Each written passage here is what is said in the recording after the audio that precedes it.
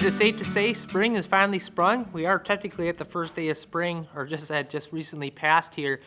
Snow is melting like crazy. We got some pretty nice warm temperatures. Just saw our first robin for the first time this year. The ground hasn't really quite thawed out enough. We got a lot of standing water happening. I've even heard that they were closing off some parts of downtown in anticipation of some flooding. Just a lot of water accumulating pretty quick and having a hard time kind of moving very well. So I know some people were looking for a little status update on the truck. If you're not familiar with what I'm talking about, last video I shared trouble I was having with a misfire and trying to troubleshoot and narrow it down to which piston that was. We got that figured out. We went in, replaced the ignition coil. That didn't resolve the problem, and then when it came time to get the spark plug pulled, I couldn't get that thing out. I was definitely a little frustrated, and it was really nice reading a lot of your guys' comments. Sounded like I wasn't the only one that's had trouble with this, and helped me deal with it a little bit more easily, I guess. So we ended up taking it to the Ford dealership and let them deal with it. Pretty common thing with those plugs getting stuck or breaking off, and it was sitting there waiting for them bright and early Monday morning. They didn't have a chance to look at it Monday. Tuesday rolled around, and they got into it, and I had asked them how much it would be to replace all the plugs, and they wanted $450. And generally, spark plugs really aren't a very big deal, especially with something where I got an ignition coil on top of the spark plug like this. You know, pop those things out, put your new spark plug in, pretty quick thing, and most of them are pretty easily accessible. Maybe the back ones might be a little difficult where you'd have to potentially pull the fuel rail, but that's just a couple screws. But $450, I mean, that kind of gives you an idea of the type of labor and what a mess that is. So I said, well, let's get that one plug out and go from there. Well, they got it out, and it turns out it was a Healy coil that was in there. So someone else had already done the plugs at one point, so they weren't the original plugs. If you're not familiar with what a Healy coil is, you end up, say, damaging a bunch of the threads or something. You end up having to drill it out a little bit bigger, re-thread it, and you almost screw a secondary type thing in there, and then your spark plug screws into that. So it gave me a little reassurance that at least they weren't the original plugs. And to be honest, I really haven't had many experiences with spark plugs going bad, other than some of the older ones where they're made with like the copper and they just kind of wear out over time. So I said, well, let's just do this one plug. I swapped that plug out. It didn't resolve the problem. They did a little bit more troubleshooting, thinking it was potentially the coil, the ignition coil that I just put in. That ended up not resolving it. And after a little bit more troubleshooting, they narrowed it down to actually a little bit of a corroded wire type thing. So they bandaged that back up, and that fixed the problem. So went down there. Obviously, they wanted $150 to replace the one single plug, but when it was all said and done and walking out the door, I think it was like right around exactly $170. So I think they cut me a little bit of a deal, especially since the amount of time that they had put into this.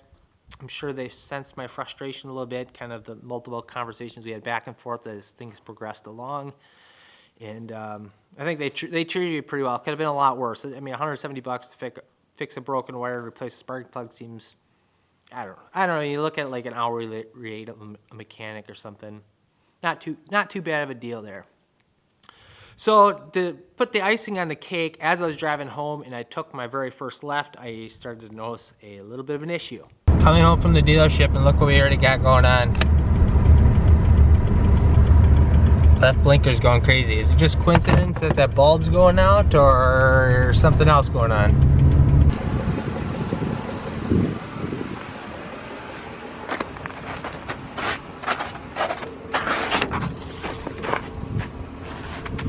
So, of course, my first thought goes back to they were just messing with some of the wiring. Did something get damaged there? Or is it just a fluke and it's just the way things are going? So I ran down to O'Reilly's, picked up a couple bulbs, pulled off the back taillights, and replaced those. All right. And that resolved the problem. So we're back up and going. I'm very excited to have my truck back. So with this warmer weather around, it's really hard not to start getting excited about spring and summer type activities. And for us, gardening is a very big part of our lifestyle. We try to grow as much food as we can that we'll consume and try to preserve a lot of that stuff. And we need to get going on a couple of things. Generally, tomatoes and peppers are things that we start inside. We need to establish really well, especially with our short growing season here in Minnesota. Peppers, they really like the heat a lot, and we do get pretty warm summers, but it takes a little while to get ramped up, and we really like to have our pepper plants established. Tomatoes we use very heavily. and like to have those established pretty well. So I want to get some of that stuff going. And notice I have this cool little tool here I wanted to show off. It's called the Clyde's Garden Planner. I have no affiliation with them. I've been meaning to buy one of these actually for the last couple of years. They're generally pretty expensive, 10 bucks or something like that. We just happened to win one of these watching Two Family Homestead. A lot of times they do sort of an interview type thing with different YouTube channels, and then they'll have trivia questions where you can win stuff. And we just happened to win one of these last fall, so it worked out kind of perfect. I've been having this thing sit around all winter waiting to kind of pull it out this spring and start looking at it. You'll notice that you got a lot of the crops all listed on the side. There's a spring and a fall, so you can help you plan out depending on the time of year that you're planting your garden, whether it's a spring garden or a fall garden. And then you'll notice that there's a little red line on here, and you slide that to your last frost date. So for us, that's the very end of May, or as far as this thing will slide over. And you'll notice before that frost date line, there's some information on here like FP for first planting, and you got SI for starting inside. So you got certain things like tomatoes, start inside, and they recommend here, and keep in mind this is just a general rule of thumb on some of this stuff, but they have this 2 weeks before the last frost. So for us, that'd be the end of May, but we really like to have our stuff, like I mentioned, established before. You also notice there's another column here that's all in blue, and it's companion planting. So that's going to be a pretty helpful tool, especially if you're someone that doesn't really think about garden very much until it's time to kind of get going, and it's just a quick, easy reminder on some of these things. And it even gives you kind of a general harvest date. But obviously, every plant varies. You know, even just growing different varieties of bush bean, your dates on when to harvest can greatly vary as well. So this is kind of just a good general rule of thumb. So I want to get some stuff started. Last year we ended up doing a sort of a newspaper origami seed starter method, and we really liked this a lot. We didn't have to transplant them, so a lot less stress on the plants. When it came time to actually get those things planted into the garden, we just dug a hole and put the whole entire newspaper thing in there. It just broke down as the summer progressed, and it wasn't quite as big a shock for that plant getting transplanted into the garden. The other thing I really like about these is it kind of helps you manage your watering. Sometimes it's very easy for myself to overwater things, and obviously I don't want that thing to break down, so I don't water quite as much, and it seems to work out pretty good. I just kind of keep things moist and not overwater, and it seemed to help regulate myself on not overwatering things.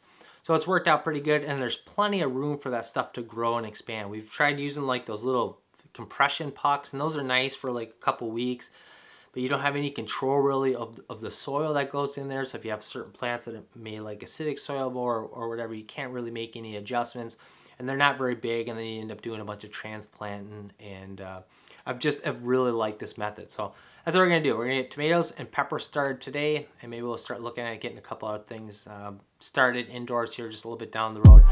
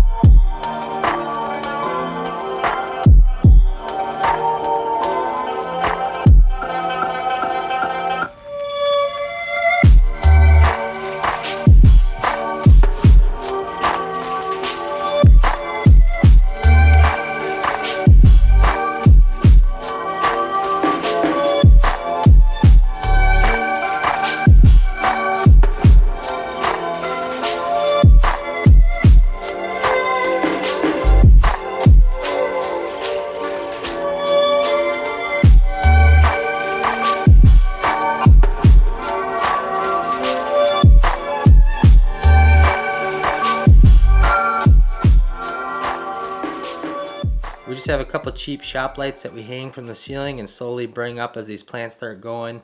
These are a full color spectrum bulb that's in there, and these are a low heat bulb, so I'm not even going to turn these lights on for a couple days. So I do have these lights here that I've been hanging on to. My plan was this summer to mount a lot of these up in the pole barn in my work area just so I have a lot more lighting. I got 10 of them here. These things are pretty big and quite a bit wider than the ones that we're using downstairs. However, these were wired directly in, so I'd have to create some sort of extension cord, but I've been really debating whether to take one of these and obviously put the full color spectrum bulbs in here and use those, I'd be able to stick a whole lot more plants on there. So that might be something I do down the road here. Really excited about this nice weather and a lot of exciting projects up and coming this summer. I really appreciate you guys being patient with me. I know I haven't really been putting stuff up all that often. Been trying to at least bare minimum get something up once a week on a Sunday or something, just kind of share a few little things that are going on here. But hopefully things will start picking up here as we're moving to nicer weather, and so it'll be easier to get out and share some of the adventures. So appreciate you guys coming hanging out with me. I appreciate all the support and the patience. Hope you guys enjoyed the video, and we'll see you on the next one. Thanks for watching.